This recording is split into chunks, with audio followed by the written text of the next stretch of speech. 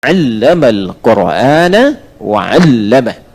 Kalau ada orang yang terbaik, bukan hanya bebas dari kerugian, tapi orang terbaik adalah orang yang diberikan hidayah oleh Allah, mau belajar Al-Quran dengan sungguh-sungguh, lantas mengamalkan, mempraktekkan apa yang telah ia pelajari itu. Alhamdulillah, dengan hidayah Allah subhanahu wa ta'ala, di antara sekian hamba yang tengah beraktivitas, kita yang diberikan petunjuk dan kenikmatan oleh Allah di pagi hari ini untuk mempelajari Al-Quran dengan sungguh-sungguh. Di antara bukti kesungguhannya, sebelum masuk ke sini, kan tadi dites di luar ya. Ya, saya komitmen dan saya tempatkan, dan mereka mengupdate fotonya kepada saya saat di jalan. Jadi saya tahu wajah siapa yang dites, wajah siapa yang belakangan masuk masjid menghindari tes. Insya Allah semuanya mulia ya. Ini untuk memberikan motivasi saja insya Allah, supaya punya bekal pulang. Tinggal nanti kita pahami, kita amalkan. Bismillahirrahmanirrahim. Sekarang kita masuk kepada inti bahasannya. Alhamdulillah, di pertemuan terakhir kita telah menyelesaikan surah An-Naba ayat 1 sampai 16 ya. Sekarang kita masuk ke intinya, dan hari ini insya Allah untuk sementara waktu akan menjadi hari yang terakhir ta'lim di sini di Tanah Kusir untuk bulan ini ya. Kan sebulan sekali kita ya. Oke, baik, untuk bulan ini. Nah, edisi kali ini kita akan menutup dulu ya, melengkapi dulu yang surah An-Naba. Nanti bulan depan kita berhenti sejenak untuk mengkaji khusus persiapan Ramadan ya. Karena Ramadan nanti insya Allah bulan depan sudah masuk kita Ramadan ya. Tanggal berapa insya Allah? Tanggal 1 ya. Kalau tanggal 23 berarti batal 22 hari. Tanggal 1 dimulainya Ramadan ya. Nanti tanggal 1-nya kapan? Bulan depan insya Allah kita kaji ya. Baik, nah sebelum masuk Ramadan saya menginginkan ilmunya sudah dipelajari. Jadi Ramadan itu tinggal praktek, nggak ada diskusi lagi tarawihnya 11 apa 23. Kalau 11 2221 yang kemarin formasinya, atau 443 ya kan? Nah itu kita selesaikan dulu lah ya, sebelum masuk ke sana itu ya. Jadi nanti begitu masuk Ramadan kita telah khatam ya. Kenapa tarawih nggak 443? Ah, kemarin Manchester City aja kalah formasi itu. Ya. Bismillah. Jadi insya Allah tidak usah khawatir, bulan depan saya telah siapkan resume ya. Jadi nanti kalaupun kita jeda sejenak, sudah ada resumenya. Saya buat nanti insya Allah sampai juz amma. Jadi begitu kita kajian lagi sudah ada pegangan ya. Ini sudah saya siapkan yang An-Naba ini, sudah ada di sini. Jadi sampai terakhir ya, setiap ayatnya nanti dari mulai nama suratnya, tempat turunnya, jumlahnya berapa, sebab turunnya kenapa, informasi ayat, sampai detil tafsir per ayatnya, sampai nanti kesimpulan umumnya insyaallah. Jadi sekarang kita akan masuki ayat yang ke-17 terlebih dahulu. Bismillahirrahmanirrahim. Silahkan dibuka mushafnya, atau yang telah hafal silahkan dihadirkan insyaallah hafalannya. Kita dekatkan dulu pada ayat 1 sampai dengan ayat ke-16. Telah kita uraikan dan bahas bersama di pertemuan yang lalu bahwa surah An-Naba ini yang turun di Mekah berjumlah 40 ayat yang disepakati mayoritas ulama pada umumnya adalah merespon diskusi yang berlangsung dan viral di kalangan penduduk Mekah pada saat itu umumnya mengenai dua hal utama. Yang pertama, tentang dahsyatnya Al-Quran. Karena selama ini mereka terbiasa dengan syair dan menganggap syair itu yang paling tinggi, menganggap strasanya yang paling hebat, menganggap gaya bahasanya yang paling istimewa. Jadi dari segi pandang bahasa nggak ada yang menandingi kata-kata orang Arab pada masa itu. Tinggi sekali sastranya. Jadi kalau bicara itu Bahasanya tinggi luar biasa. Dan dia punya rumusan. Jadi bicaranya nggak sembarangan ngobrol begitu, tidak. Bahkan mereka punya formulasi yang disebut dengan bahar nantinya. Ya, saya pernah sampaikan dulu, ada 16 formula disebut dengan bahar. Ada tawil misalnya, tawilun lahudun al-buhuri fadailu, fa'ulun mafa'ilun, fa'ulun mafa'ilu. Ada rajas, mustaf'ilun, mustaf'ilun, mustaf'ilun, mustaf'ilun, mustaf'ilun, mustaf'ilun. Ada madid, mufa'alatun, mufa'alatun, fa'ilatun, mufa'alatun, mufa'alatun, fa'ilatun. Itu, Bapak Ibu, rumusan itu bisa dipraktekkan seketika, melihat apapun bisa bikin syair. Punya rumus itu. Saya pernah contohkan kan, ya, ada orang seperti Al-Asma'i saja, lihat burung bulbul kecil lompat-lompat di pohon, di dahan yang bawahnya ada sungai, itu ketika lihat langsung bikin syair. Sautus safiril bulbuli, hayyaja qalbi thamili, al-ma'u wa zahru ma'a zahri lahzul muqali, fa anta ya sayyidali wa sayyidi wa maulali, fakam tayammuni ghazayyilun uqayqali, qataftuhu min wajnatin min fi'li hadha ar-rajuli, faqala la la la la faqad ghada muharwili, wal walad wali ya wailali, faqultu la tuwalwili, fabayyinu lu'ali, qalat lahu hina kadha in radhul muqali, kahatan kakailali tabtabuli. Tuh, coba ulangi. Arab begitu tuh, ya, ada aja, ya. Nabi pulang dari perang Tabuk, rombongan, kemenangan dahsyat 50 hari, ya. Di sana proses 20 hari, tidak ada perlawanan, pulang pergi 30 hari di bulan Rajab, 9 Rajab, ya, tahun 9 Hijrah, di bulan Rajab tahun 9 Hijrah. Itu pulang ngelihat Nabi langsung bikin syair. Tala'al badru alaina min thaniyatil wada'a wajaba syukru mada'a lillah hidayah. Itu seketika, itu dahsyat, itu begitu. Namun mereka menjadi guncang, kaget, merasa dahsyat dengan hadirnya Al-Quran, karena ternyata kalimatnya lebih menggugah kepada jiwa dan pakemnya tidak mengikuti rumusan yang ada yang biasa mereka buat. Karena memang syair buatan manusia, Quran firman Allah, itu bisa ujungnya a, tapi maknanya mengguncang pada jiwa. Dan dibaca pakai dialek manapun, itu indah. Yang pakai a, wadduha wal laili idza saja ma wadda'aka rabbuka wa ma qala walal akhiratu khairul laka minal ula. Ya, jadi a semua. A semua. Dipakai e pun jadi e, sama semua. Wadduha wal-laili idza saja ma wadda'aka rabbuka wa ma qala walal akhiratu khairul laka minal lula. Tuh. Ya, jadi sama dan maknanya mengguncang. Itu enggak ditemukan sehingga viral. Tidak ada obrolan dimanapun kecuali bicara Quran. Nah, ketika Al-Quran menyampaikan tentang informasi seputar kiamat, tambah goncang. Karena mereka memahami bahwa dunia itu ya itu saja. Kehidupannya tidak ada yang lain.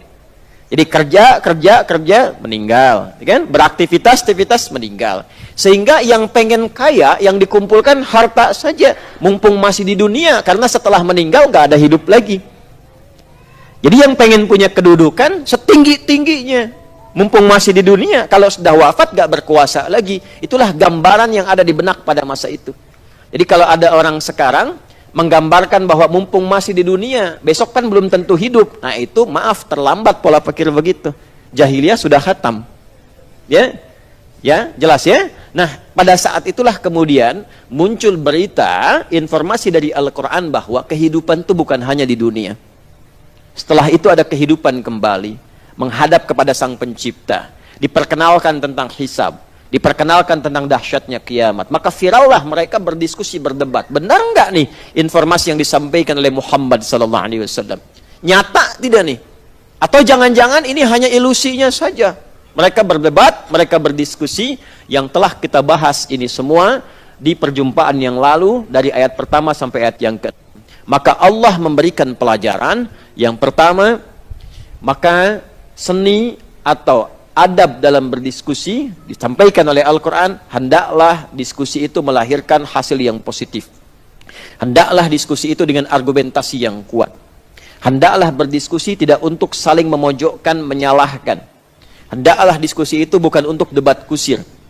Dan hendaklah diskusi itu mampu dipahami dengan akal yang sehat, jiwa yang sehat. Maka turunlah ayat 1 sampai dengan ayat ke-16 untuk memberikan gambaran yang telah kita resumekan di pertemuan yang lalu itu. Dan Allah mendekatkan pemahaman, hei, bukankah aku yang menciptakan segala kenikmatan di dunia ini? Coba perhatikan kata Allah, engkau lihat awan turunkan hujan, bukankah aku yang buat? Aku yang menciptakan buminya, aku yang bentangkan langitnya tanpa tiang, aku yang tumbuhkan tanaman yang kau makan. Dan kau mengatakan ketika ditanya siapa yang menciptakan itu, engkau jawab Allah. Mereka mengatakan Allah. Siapa yang menciptakan bumi? La yaquluna Allah. Allah kata mereka. Siapa yang menciptakan langit? Allah. Maka dengan cara logika seperti itu dibalik, Allah yang sama yang engkau yakini tadi, itu pun mampu menciptakan lebih dari apa yang kau rasakan sekarang dengan menciptakan rumah-rumah baru, tempat-tempat baru yang akan kau lalui setelah kematianmu itu. Maka diturunkanlah setelah mereka mengerti logikanya seperti itu, turunlah penjelasan tentang kiamat, tentang perpisahan dan hilangnya kehidupan di bumi ini berpindah kepada alam baru. Maka turunlah ayat yang ke-17. Teman-teman yang baru bergabung, mohon nanti dilihat kembali di edisi sebelumnya, telah lengkap kita detilkan ayat 1 sampai 16. Saya ringkas saat ini untuk menghadirkan pemahaman yang berkelanjutan sehingga mengerti apa yang akan dibahas sekarang. Jadi sebelum berpindah ke pembahasan ini, kita ingin menanamkan pada diri kita semua bahwa satu, kehidupan di dunia ini sifatnya sementara, tidak abadi. Jelas ya? Ya. Ini dulu yang ingin saya tegaskan sebelum kita pindah ayat. Satu, kehidupan di dunia itu sifatnya apa? Sementara, tidak abadi. Baik. Kalau sementara, seterusnya atau akan ditinggalkan? Akan ditinggalkan kan? Karena itu menjadi fitrah kehidupan diperlihatkan di hadapan kita. Yang meninggal, bahkan ke sini tadi lewat ya, lewat pemakaman kan, ya kan? Ya, Anda juga berharap umrah pengen meninggal di tanah suci, tiba-tiba dimakamkan di tanah kusir misalnya kan? Bisa jadi kan? Ya.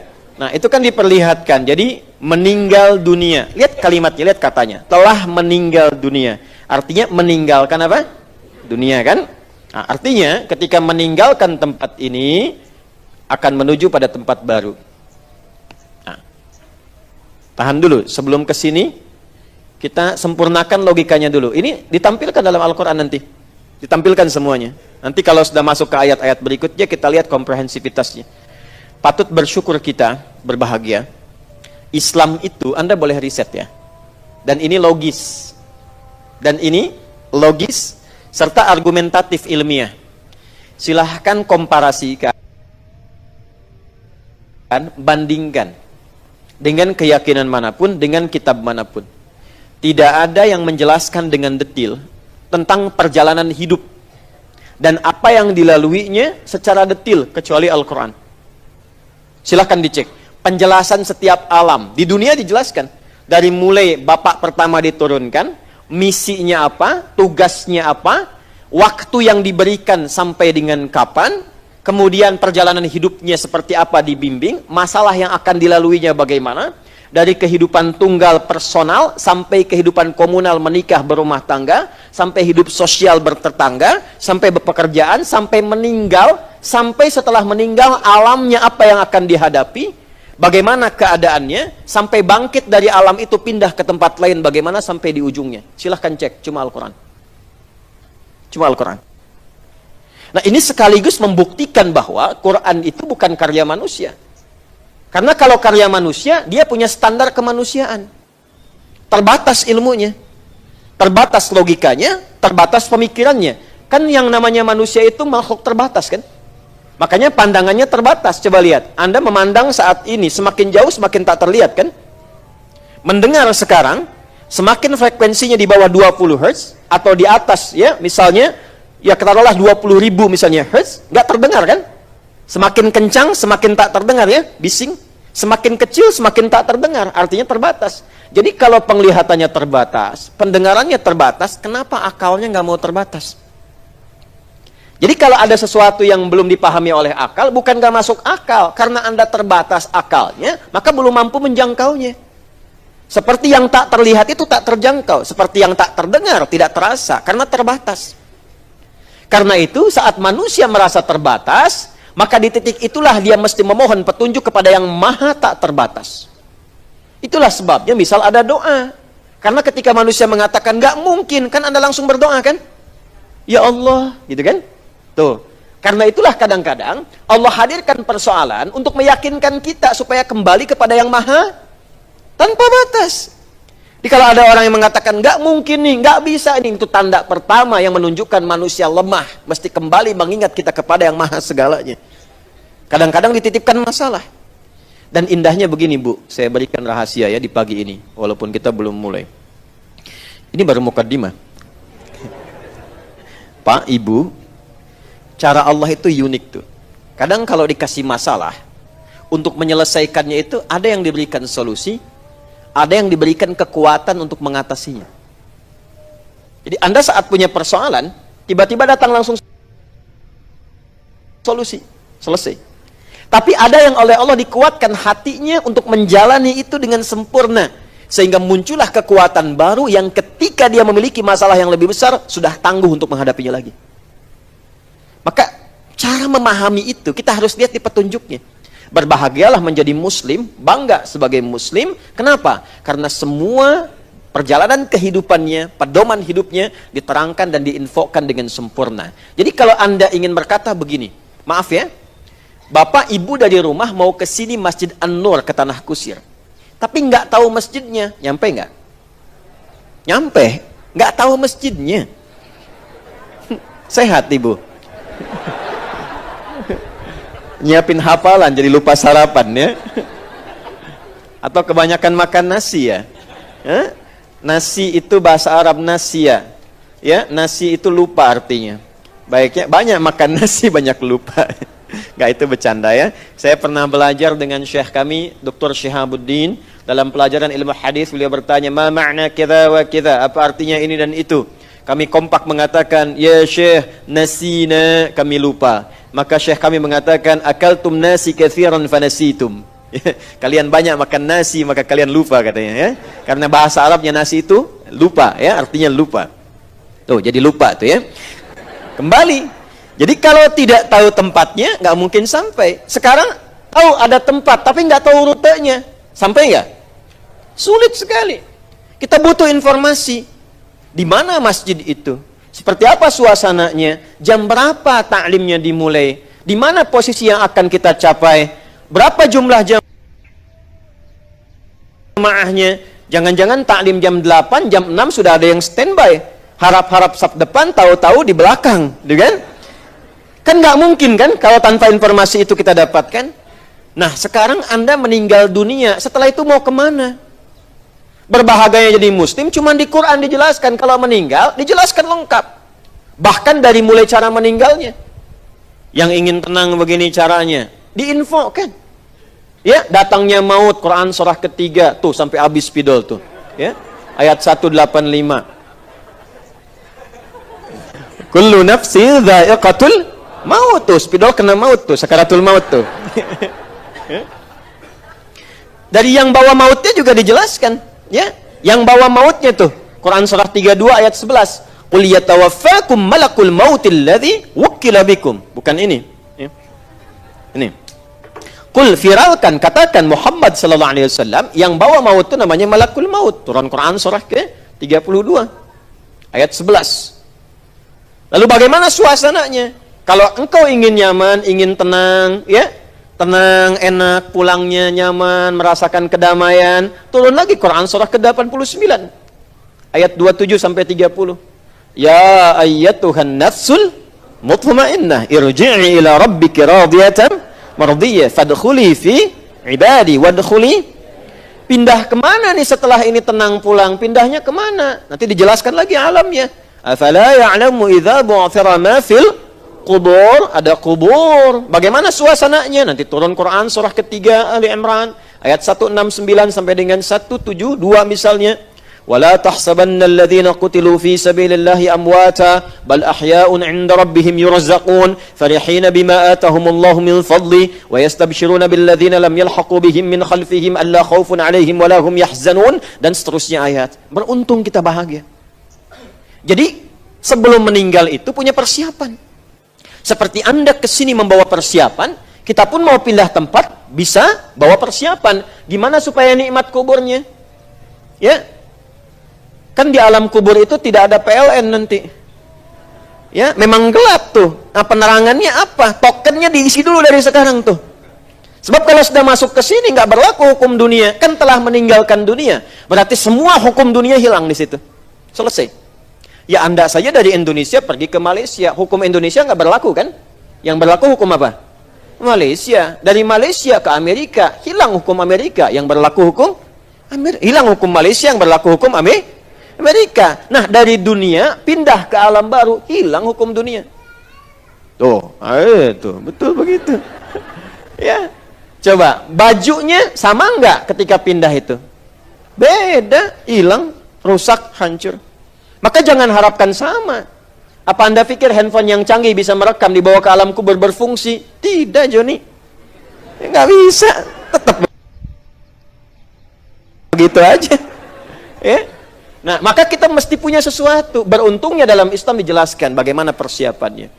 Nah, dulu orang berselisih itu merasakan bahwa udah dunia ya dunia, selepas itu yang nggak ada apa-apa. Maka muncullah keterangan, hei, ada saatnya kamu berpisah. Ada pertemuan, ada perpisahan. Ada memulai, ada yang mengakhiri. Kau yang memulai, kau yang ya dia kan, kau yang berjanji, kau yang ya udah, ya apa? Dalam bahasa Arab, sesuatu yang terpisah itu disebut fasl namanya. Faslun.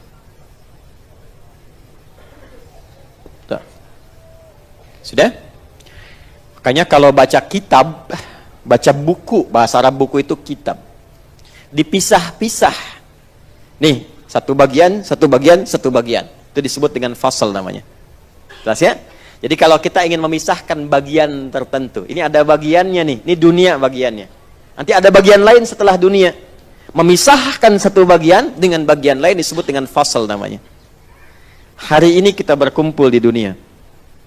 Tapi ada waktu yang lain, di hari yang lain berpisah kita dengan dunia, memisahkan satu alam dunia ini dengan alam yang lainnya. Maka Allah sampaikan informasi kepada semua hambanya dari sejak ayat ini diturunkan sampai dengan akhir kehidupan. Tidak akan selamanya manusia hidup di dunia, pasti akan ditinggalkan. Maka turunlah ayat ke-17 menyampaikan, Inna yaumal fasli kana miqata. Marilah kita mulai dengan mengkaji ayat ini. Di sini baru kita mulai. Tadi muqaddimah ya. Bismillah. Inna yaumal fasli kana miqata.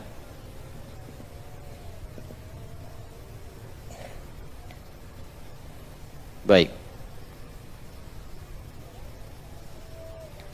Pelan-pelan. Kita belajar sedikit dulu dengan ilmunya ya. Sama-sama kita pelajari. Belajarnya agak pelan sehingga terasa pemahamannya dan menyentuh kepada jiwa untuk mengamalkannya. Ya, ini ada juga teman-teman yang insya Allah juga belajar ilmu nahwu, gramatikal bahasa Arab, jadi bisa mengerti dengan baik. Tapi saya akan coba men-share dengan mudah supaya gampang untuk dikaji. Ya, ini terjemah untuk anak-anak, ini yang terjemahkan nanti ya. Inna, nggak usah diikutin, saya mau terangin. Inna ini harfu nasbin wa taukidin, tansibul isma wa tarfa'ul khabara mabniyun 'ala al-fathi la mahalla lahu min al-i'rab. Inna itu secara gramatikal satu, huruf yang ditujukan atau berfungsi untuk menguatkan. Taukid itu menguatkan informasi yang akan disampaikan.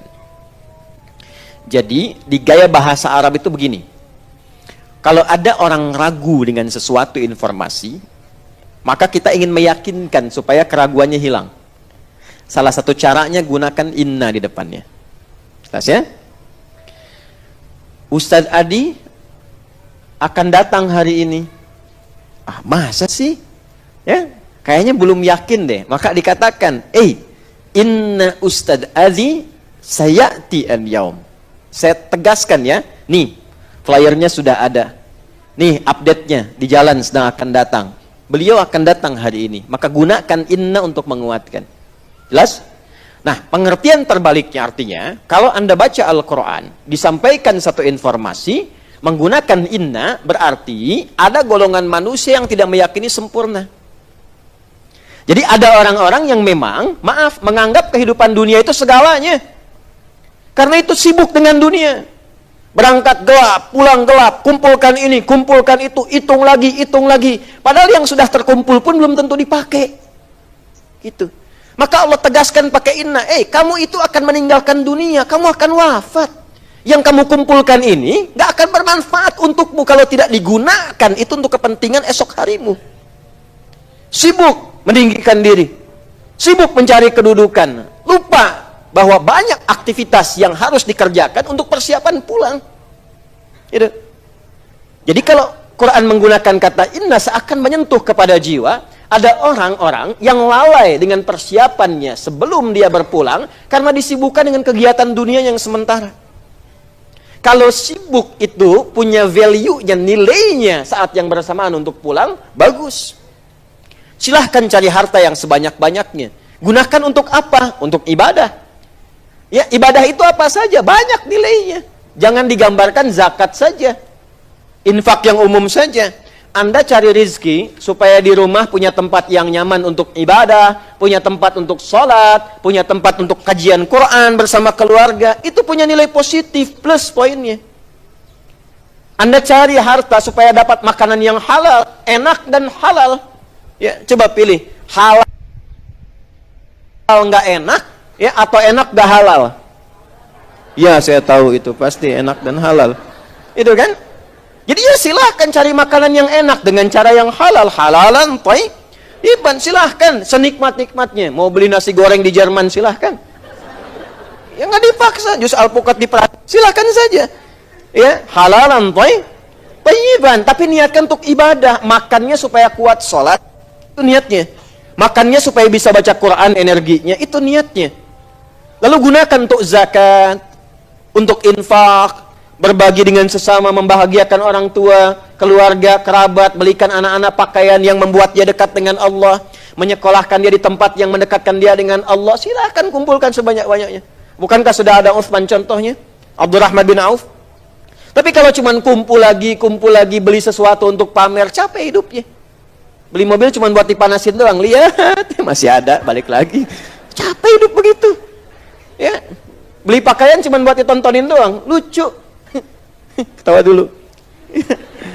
Beli pakaian dipoto, ceklik, terus diupload deh di Instagram. Alhamdulillah dapat rezeki baru, dipakai? Enggak. Gantung lagi. Ya, kan kurang sehat tuh.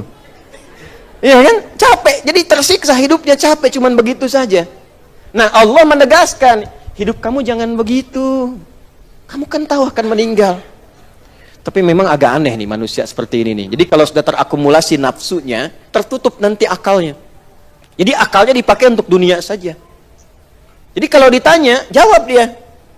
Ya, ini kerja buat apa supaya nyaman hidup? Masya Allah, enak ya enak. Hidup enak itu nyaman? Nyaman, bagus. Sampai sini benar. Tahu kan Bapak akan meninggal? Tahu. Udah tahu kapan? Enggak. Persiapannya udah ada? Belum sih. Tahu meninggal, nggak tahu kapan pulang, tapi nggak punya bekal. Aneh. Makanya Allah gunakan di sini inna untuk meyakinkan. Hei, inna. Karena itu harfun nasbil, nasabnya didahulukan sebelum taukid. Nasab itu di fikih lugah gini. Saya sering sampaikan. Nasabar rajulu asahu fil ardi. Seorang menancapkan tongkatnya dengan kuat menghunjam ke bawah sehingga nggak goyah. Nggak goyah. Nasab namanya. Maka seakan pesannya begini, hei, tancapkan ini dalam hatimu, jangan goyah. Kuatkan pada jiwamu, yakinkan jangan goyah. Kamu ini akan pulang. Kamu akan meninggal. Kalau perlu tuliskan di dinding rumah itu. Setelah saat kamu pulang, saya di meja kerja itu, saya tuliskan, ada hidayat, jangan maksiat, karena kamu akan wafat. Sudah merasa punya bekal yang cukup untuk pulang? Tanda tanya. Jadi begitu kita melihat itu termotivasi lagi. Kuatkan lagi, kuatkan lagi, kuatkan lagi. Tancapkan pada jiwamu. Inna yaumal fasli, tancapkan pada jiwamu, yakinkan dengan kuat bahwa hari perpisahan itu, ya, berpisah kita dengan dunia atau dunia berpisah dengan kita. Karena di sini konteksnya dunia meninggalkan kita. Jadi kalau bukan kita yang meninggalkan dunia, dunia yang meninggalkan kita, artinya kiamat, selesai kehidupan. Jelas? Baik. Allah. Inna yaumal fasli kana miqata. Masya Allah. Telah tetap waktunya. Maka di sini Allah Subhanahu wa taala menginfokan secara umum langsung sehingga semua bagian tentang perpisahan itu disebutkan, dicakup lewat ayat ini. Ya, bagian perpisahan dicakup lewat ayat ini. Perpisahan dengan dunia itu dua. Imma kita meninggalkan dunia, disebut kiamat kecil, judulnya kematian, maut ini tadi. Wafat. Ini kiamat kecil.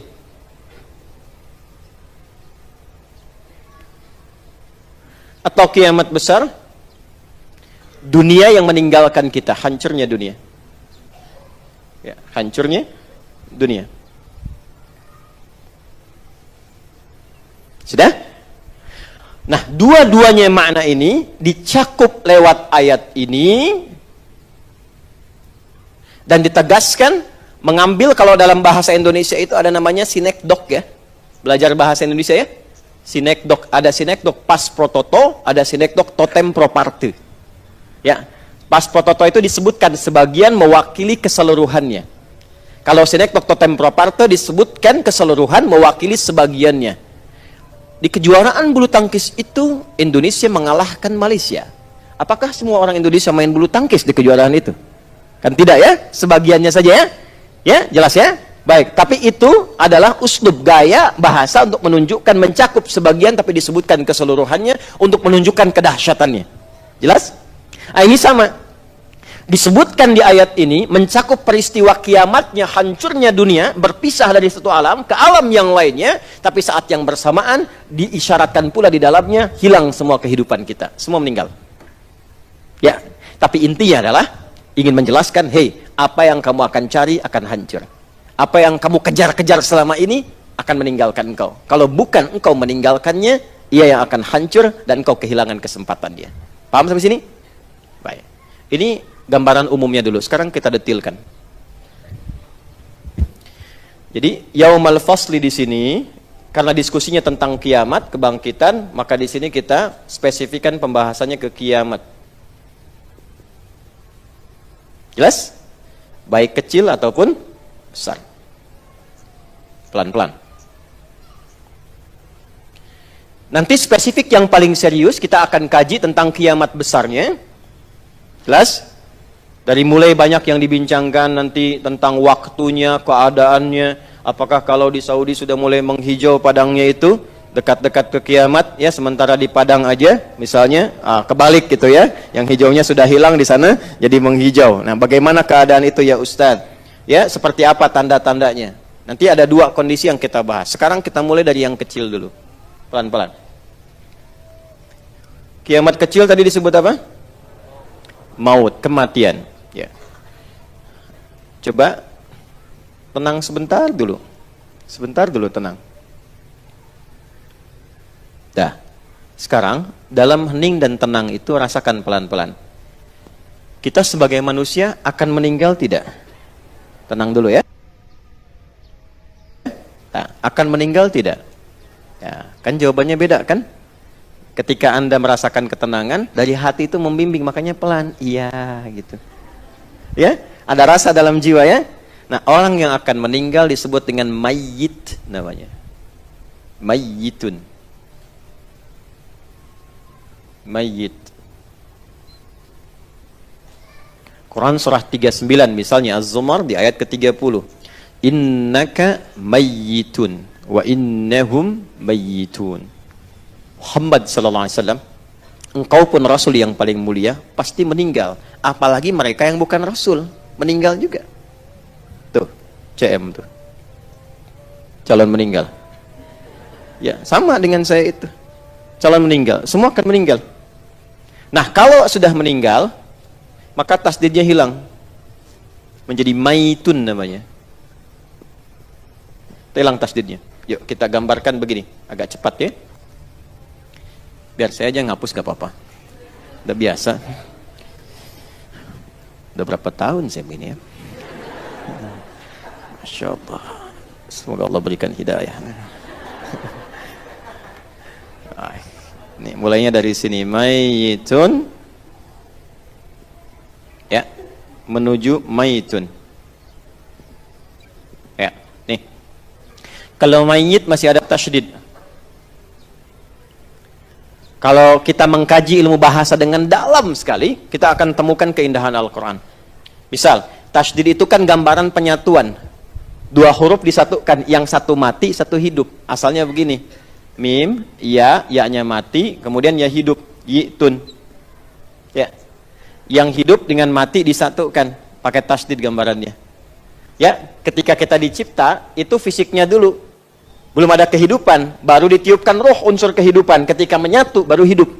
Itu ada di Quran surah ke-15 ayat 28 sampai 30.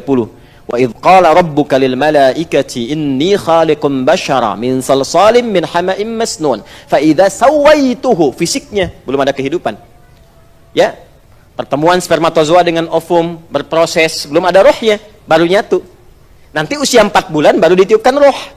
Ketika ditiupkan roh, barulah muncul unsur kehidupan. Makanya tasydid dalam ilmu bahasa Arab itu gambaran kehidupan. Ada tasydidnya tuh. Nanti kalau sudah ada rohnya masuk bisa bernafas.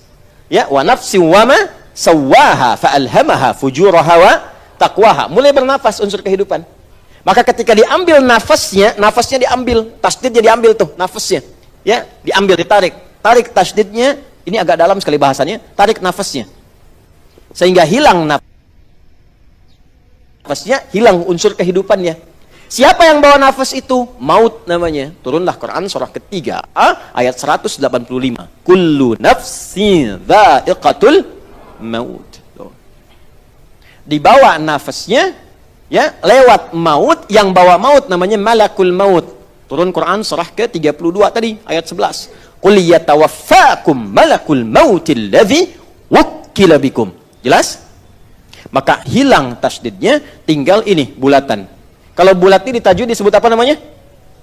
Sukun kan? Hei, fathah, kasrah, dhammah apa? Sukun. Sukun itu apa? Mati. Tuh. Tapi bukan cuma mati. Sukun itu dari sakinah, artinya tenang. Kalau mati, kalau meninggal pastikan tenang. Ini saya bukan ilmu utak-atik ya. Ya, saya bukan penggemar TikTok dan pemain lato-lato tuh. TikTok. Ini bukan cocok logi, ini ada ilmunya. Ya, hampir 30 tahun lebih saya belajar ini. Ya. Lihat sini. Sukun, kenapa sukun dibacanya? Itu ada ilmunya juga di fikih lughah. Jadi kalau nanti meninggal, sukun baca mati. Kalau meninggal pastikan tenang. Sukun itu seakar dengan sakinah. Ya, litaskunu ilaiha, hidupnya sakinah, meninggalnya tenang. Maka turun Quran surah ke-89 itu. Di ayat 27 sampai ayat 30. Ya ayyatuhan nafsul mutmainnah. Nafasnya disifati mutmainnah. Kenapa ininya sukun tapi sifat tenangnya mutmainnah? Karena mutmainnah itu dari kata tumakninah, ketenangan yang lahir lewat ibadah. Kalau pengen tenang, banyak-banyak ibadah. Itu maksudnya. Makanya saat sholat itu tumakninah, ruku tumakninah, sujud tumakninah, berdiri tegak yang tenang sebelum turun. Nah, akumulasi hasil ibadah ini mengantarkan pada ketenangan di kematian. Makanya ketika pulang itu bawa ketenangan. Ini seperti sederhana padahal penting tuh. Ya kan? Dulu Yusuke Watanabe itu menggambarkan tuh di film kartun Dragon Ball tuh. Kalau udah di Kamehameha, atasnya ada bulatan kan? Gitu. Anak-anak tahun 96 lah, ini kan tahun 2000-an ya. Ya, dulu ada namanya Yusuke Watanabe, dia nulis cerita fiksi Dragon Ball namanya itu ya. Son Goku, Son Gohan musuhnya Piccolo kalau nggak salah ya. Kalau di Kamehameha hancur, atasnya kan ada bulatan tuh, ya kan? Saya pernah baca, tapi saya nggak terlalu suka gitu, cuma tahu. Tapi saya hafal. Ya, Benteng Takeshi saya tahu tuh. Kamu bisa pakai tank-tankan itu kan? Ya, tapi itu prinsipnya, penguatannya ada itu di Quran, di hadis itu. Maksudnya bukan Benteng Takeshi-nya. Maksudnya tentang semangat, optimisme, tentang semua turunan. Jadi orang-orang yang secara fitrah kemanusiaan merasakan itu, kita punya fitrah keimanan harus mempraktekkan itu. Itu maksudnya. Ya, nyambung sini. Nah, waktu dari mayitun ke mayitun ini diberi waktu untuk memanfaatkan kehidupan supaya pulangnya tenang. Waktunya disebut dengan ajal namanya. Ajal. Dari mayit ke mayit, waktunya disebut apa namanya? Ajal. Contoh Quran surah ke-7 ayat 34. Walikulli ummatin ajal. Fa idza jaa ajaluhum la yastakhiruna sa'atan wa la yastaqdimun. Dan setiap umat generasi yang berkehidupan itu, siapapun dan dimanapun pasti punya ajal. Artinya batas pulang. Nggak akan selamanya hidup. Tas ya?